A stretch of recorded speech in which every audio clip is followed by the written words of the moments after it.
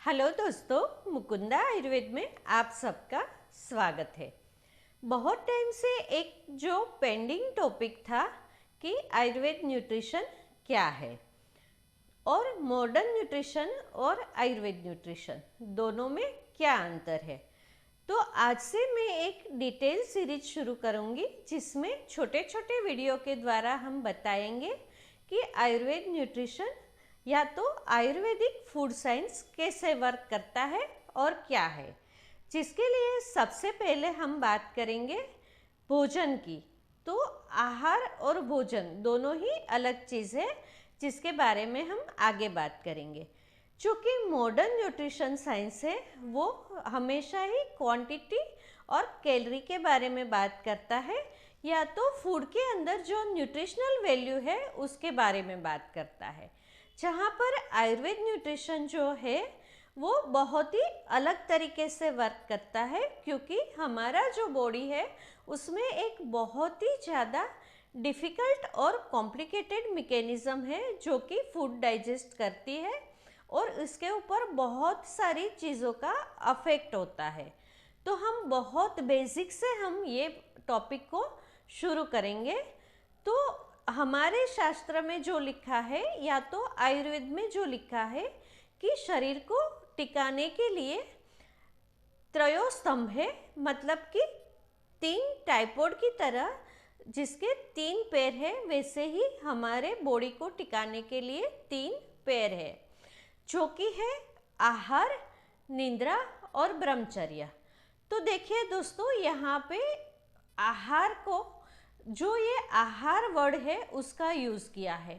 संस्कृत बहुत ही tricky language है, तो ये आहार का meaning is not only food taken from the mouth. यहाँ पे भोजन नहीं लिखा है, भोज्य नहीं लिखा है, आहार लिखा है। तो इसका बहुत डीप मीनिंग है, इसके बारे में हम बात करेंगे। उसी प्रकार से निद्रा, निद्रा इज़ नॉट ओनली स्लीपिंग। कोई बोलता है मैं 8 to 10 आवर बहुत साउंड स्लिप करता हूँ या तो बहुत अच्छे से सोता हूँ, तो इसका मतलब ये नहीं है कि उसका ट्राइपॉड का एक पैर जो है वो बिल्कुल सही है। नहीं, निद्रा का भी वैसे ही बहुत डीप मीनिंग है। सेम वे ब्रह्मचर्य is not refrain from sexual activity. तो ये दो के बारे में हम बिल्कुल बात नहीं करेंगे। तो ये दो पैर तो निकल ही जाते हैं। तो आप ये मत सोचो कि आप ठीक से खाते पीते हो तो आपका 1/3 पार्ट बॉडी का ठीक रहेगा, क्योंकि खाना पीना और आहार दो अलग चीज़ है। मतलब कि अगर तो आप ठीक से खाते पीते हो फिर भी आपका 1/3 पार्ट ठीक रहने वाला नहीं है, क्योंकि आहार का बहुत डीप मीनिंग है। तो यहीं पे हम आहार से ही शुरुआत करेंगे, ये दो पार्ट को हम छोड़ देंगे। तो दोस्तों, यहीं से हम शुरुआत करेंगे कि ये आहार वास्तव में है क्या। जो शरीर को टिकाए रखता है, उसे ऊर्जा देता है, पोषण देता है, वो सभी चीज़ों को आहार बोला जाता है। तो जो हमारा धर्म संग्रह है या तो प्राचीन आयुर्वेद ग्रंथ है, उसके हिसाब से 5 प्रकार के पोषक तत्व है जिसे पंचाहार बोला गया है। जिसमें एक है ध्यानाहार, जिसे बोला जाता है अवशोषण का पोषक तत्व, जो कि ऋषि मुनि या तो बहुत उच्च प्रकार के सिद्ध योगी ध्यान के द्वारा एक ऊर्जा को ग्रहण करते हैं अवकाश से, वो है ध्यानाहार। उसे भोजन करने की ज़रूरत नहीं है, उसी से वो शरीर को टिकाए रखते हैं। और हमारे हिंदू शास्त्र में या तो हमारे भारतवर्ष में बहुत सारे ऐसे योगी हो गए हैं या तो हो चुके हैं। अभी अभी कोई थे जो कि गुजरात में थे, चानी करके महर्षि, वो भी ऐसे ही बिना आहार के जिंदा थे। तो ये सब लोग ध्यानाहार लेते हैं।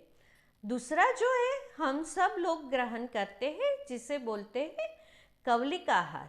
यही है भोजन का पोषक तत्व, जिसी के बारे में हम बात करेंगे। हम जो भोजन लेते हैं या तो खाते पीते हैं, उसको ये बोला जाता है कि ये कवलिक आहार। तो हम जब जो लोग ग्रहण करते हैं वो सिर्फ 1/5 है कौलिक आहार। और एक है प्रत्याहार।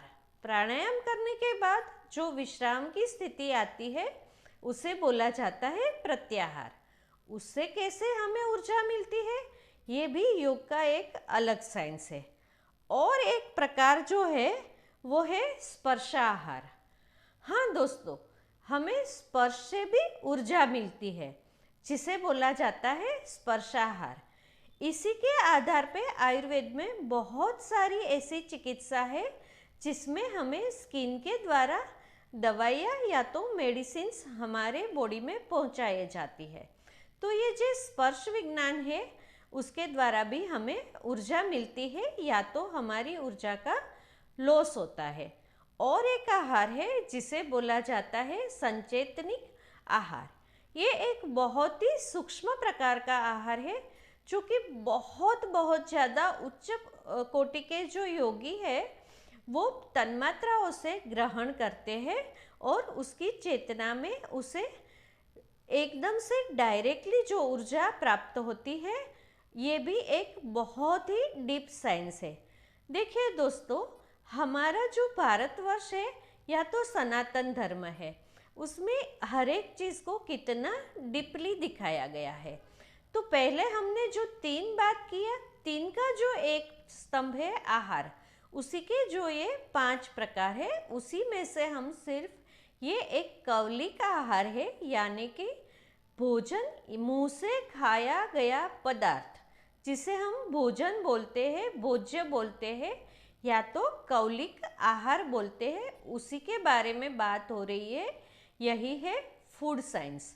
तो अभी हम आगे आगे आयुर्वेद न्यूट्रिशनल साइंस के बारे में बात करेंगे, जो सिर्फ एक छोटा सा जो है प्रकार है या तो बहुत छोटा सा पोर्शन है कौलिक आहार।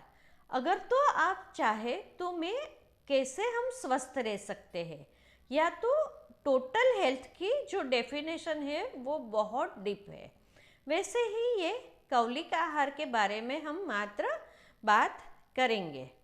तो ये जो कौलिक आहार है वो क्या है, तो पोषण या तो न्यूट्रिशन के उद्देश्य से हम जो खाते हैं वही पदार्थ को बोला जाता है कौलिक आहार या तो भोज्य या भोजन।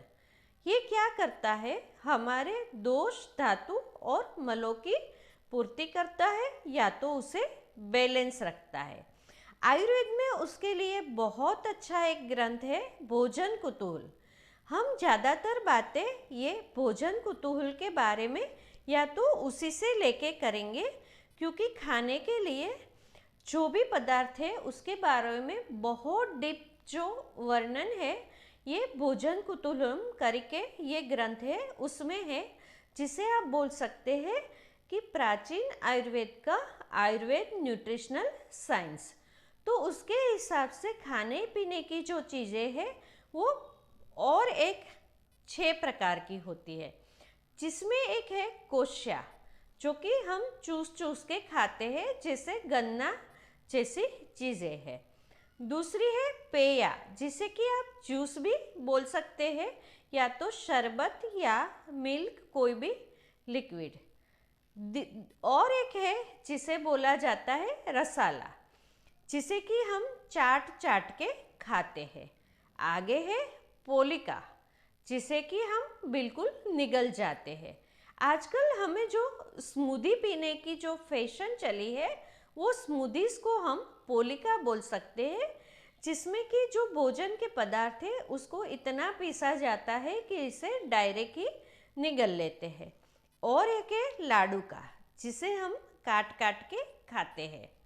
और एक है काव्य, काव्य माने चबा के खाने वाला या तो चूई पदार्थ।